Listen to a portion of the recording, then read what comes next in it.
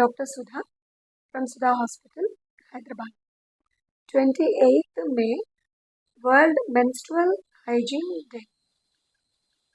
So మన world ఎంత ముందుకు వెళ్ళినా ఇంకా మనం మెన్స్ట్రువల్ ఇష్యూస్ గురించి మాట్లాడడానికి వెనకాడుతున్నాం. కానీ ఈ టబు నుంచి బయటకు వచ్చి మనందరం కూడా యంగ్ గర్ల్స్కి తగిన సలహాలు ఇవ్వాలి. అంటే వాళ్ళు మెన్స్ట్రువల్ ప్యాడ్స్ని ఎట్లా యూజ్ చేయాలి, ఎవ్రీ 6 to 8 అవర్స్కి చేంజ్ చేసుకోవాలి, అవి ఫిలప్ అయినా అవ్వకపోయినా. ఒకవేళ ఇంకా ముందరే కనుక అవి ఫుల్ అయిపోతే కనుక వెట్ అయితే ఇమీడియట్గా వాటిని చేంజ్ చేసుకోవడం చేస్తుండాలి. అండ్ కొంతమందికి కంటిన్యూ యూసేజ్ వల్ల ర్యాషెస్ వంటివి రావచ్చు. వాటికి కూడా ఎలా ప్రాపర్ కేర్ తీసుకోవాలి, వెట్ అది లేకుండా ఎలా కేర్ తీసుకోవాలనేది వాళ్ళకి ఎక్స్ప్లెయిన్ చేయాలి. అండ్ ఆల్సో ఈ టైంలో చాలామంది అసలు ఇంట్లో పేరెంట్సే నువ్వు అది టచ్ చేయకు, ఈ దేవుడి దగ్గరికి వెళ్ళొద్దు, లేదంటే మంచం మీద కూర్చోవద్దు, ఇలా డిఫరెంట్ రెస్ట్రిక్షన్స్ పెడతారు.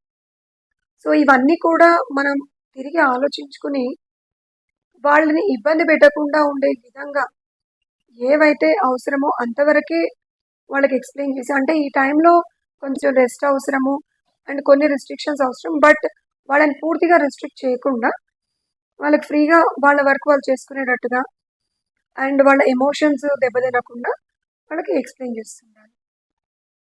తర్వాత వీటిని ఎలా డిస్పోజ్ చేయాలి, వాటిని ఒక పేపర్లో ర్యాప్ చేసి డస్ట్బిన్లో డిస్పోజ్ చేయడం వాళ్ళకి ఎక్స్ప్లెయిన్ చేస్తుండాలి. అదర్వైజ్ ఈ హాస్టల్స్లో కానీ లేదా బయట కానీ కొంతమంది అవి డిస్పోజల్ సరిగా తెలియక వాటి నుంచి మళ్ళీ ఇన్ఫెక్షన్స్ బారిన పడే అవకాశాలు కూడా ఉంటాయి. ఇంకా కొన్ని పల్లెటూర్లలో అయితే ఇప్పటికి కూడా స్కూల్ పిల్లలకి ఈ మెన్స్ట్రువల్ టైంలో వాళ్ళు స్కూల్కి వెళ్ళలేకపోవడం బికాజ్ వాళ్ళకి ప్రాపర్ వాష్రూమ్స్ అవి లేకపోవడం, లేదు ఈ నాప్కిన్స్ డిస్పోజల్ ప్రాపర్గా లేకపోవడం, ఇటువంటి ఇష్యూస్ కూడా ఇంకా ఉన్నాయండి. సో వీటిని కూడా ఇంకా డెవలప్ చేసే ప్రయత్నం చేయాలి. అండ్ ఇంకొంతమంది ఇళ్లలో ఈ మెన్స్ట్రువల్ టైంలో వాళ్ళు పెయిన్ అని చెప్తే కూడా దాన్ని అదంతేలే, అది అలాగే ఉంటుంది, తగ్గిపోతుంది, మందులు వాడకూడదు, అవి హెల్త్కి మంచిది కాదు అని కూడా చెప్తుంటారు తెలియక. బట్ ఇది కరెక్ట్ కాదండి. వాళ్ళు పెయిన్తో కనుక ఉంటే, అది మైల్డ్గా ఉంటే తగిన ఎనాల్జెసిక్స్ ఇచ్చి, అంటే డాక్టర్ సలహా మేర ఆ మందులు వాడుకుని తగ్గించుకోవచ్చు.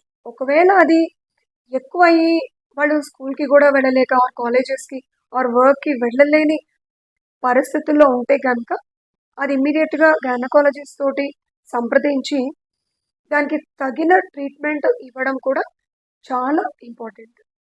అండ్ ఈ రోజుల్లో మెన్స్ట్రువల్ ప్యాడ్సే కాకుండా కొంతమంది కప్స్ యూజ్ చేస్తున్నారు, టాంపూన్స్ యూజ్ చేస్తున్నారు. సో వీటిని కూడా ఎలా ప్రాపర్గా యూజ్ చేయాలనేది ఇన్స్ట్రక్షన్స్ అనేవి ఈ గర్ల్స్ అందరికీ కూడా తెలుసుండాలి. సో మెన్స్ట్రువల్ కప్స్ దగ్గరకు వస్తే ఇవి సిలికాన్ తోటి చేసినవి ఉంటాయి.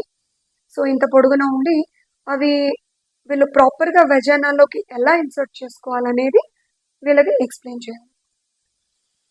తర్వాత అది ఫిలప్ అయిపోయాక దాన్ని ఎలా ప్రాపర్గా మళ్ళీ బయటకు తీసి దాన్ని కమోడ్లో డిస్పోజ్ చేసి మళ్ళీ దాన్ని వాష్ చేసుకుని ఎలా క్లీన్గా ఉంచుకోవాలి. అండ్ మెన్స్ట్రువల్ సైకిల్ మొత్తం అయిపోయాక దాన్ని మళ్ళీ హాట్ వాటర్లో దాన్ని క్లీన్ చేసుకుని సేఫ్గా దాన్ని స్టోర్ చేసుకోవాలన్నమాట మళ్ళీ నెక్స్ట్ సైకిల్ వరకు. ఒకవేళ టాంపూన్స్ కనుక యూజ్ చేస్తే ఇది కొంచెం ఎక్కువ ఫ్రీక్వెంట్గా దీన్ని చేంజ్ చేస్తుండాలి. సో ఇవి ప్యాడ్స్ లాగా బయటకు కనిపించేది కాదు, ఇది వజైనాలోకి ఇన్సర్ట్ అయిపోతాయి. సో దట్ ఇవి ఎక్కువగా ఏంటంటే ఈ అథ్లెటిక్స్ స్పోర్ట్స్ వాళ్ళకి అండ్ స్విమ్మింగ్ వాళ్ళకి అండ్ కొంతమంది ఇప్పుడు రెగ్యులర్గా కూడా యూజ్ చేస్తున్నారు టాంపూన్స్ని. సో వీటిని కూడా ఎలా చేంజ్ చేసుకోవాలి అనేది proper education is very important. So ఎటువంటి అపోహలు వద్దు, దీని గురించి ఫ్రీగా డిస్కస్ చేయండి, వాళ్ళకున్న డౌట్స్ని క్లియర్ చేయండి. ఇంకా ఏమైనా డౌట్స్ ఉంటే మీరు కామెంట్ సెక్షన్లో పోస్ట్ చేయొచ్చు. సో ఇవన్నీ కూడా కమింగ్ జనరేషన్కి హెల్ప్ఫుల్ అవుతాయని అనుకుంటున్నాము. Thank you very much.